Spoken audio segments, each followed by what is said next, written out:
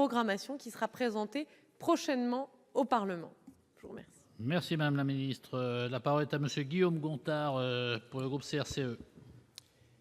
Merci Monsieur le Président. Madame la Ministre, la réponse de Madame Borne la semaine dernière était sujette à interprétation.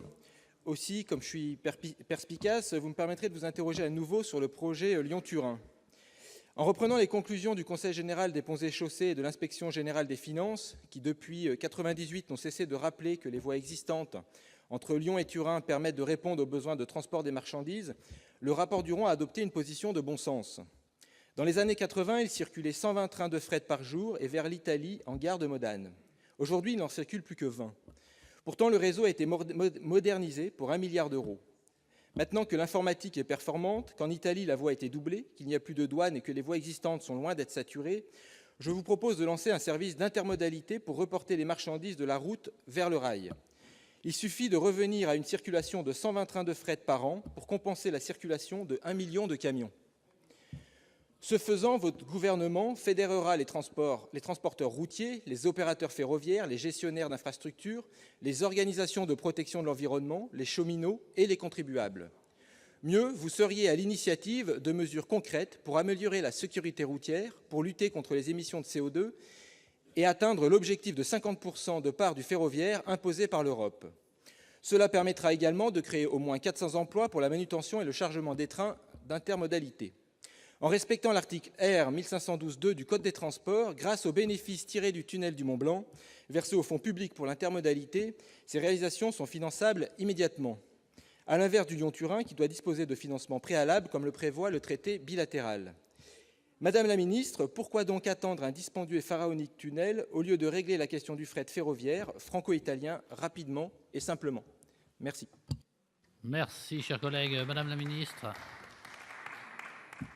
Monsieur le Président, Mesdames et Messieurs les sénateurs, Monsieur le sénateur Gontard, lors du sommet franco-italien du 27 septembre 2017, la France et l'Italie ont confirmé l'importance stratégique de la section transfrontalière de la ligne ferroviaire Lyon-Turin. Les travaux de reconnaissance de la section internationale de la ligne nouvelle Lyon-Turin sont réalisés à plus de 75%, avec plus de 23 km percés à ce jour. Les travaux définitifs du tunnel seront lancés par le promoteur TELT, tel dans le courant de l'année 2018.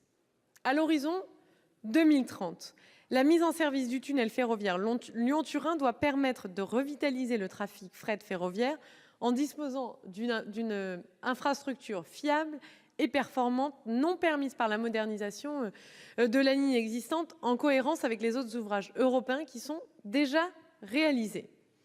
Ce projet de 10 milliards d'euros est d'ailleurs bien spécifique et il est tout à fait exceptionnel. Et c'est aussi pour ça que la part des financements l'est aussi. Il est financé à 40% par l'Union européenne, mais aussi à 35% par l'Italie. Et il fait partie du corridor méditerranéen des réseaux transeuropéens de transport. Il fait donc l'objet d'un accord international entre la France et l'Italie. La contribution de la France au financement de ces travaux définitifs représente un montant de 2,5 milliards d'euros sur un montant total d'investissement de 10 milliards d'euros. Les annuités seront en partie couvertes par l'application d'une majoration de péage Eurovignette des réseaux autoroutiers alpins et la mobilisation des dividendes d'ATMB et SFTRF. La part résiduelle de ces annuités, de l'ordre d'une 50aine de millions d'euros par an, a vocation à être couverte par l'Agence de financement des infrastructures de transport de France, qui bénéficie pour ça d'une dotation spécifique et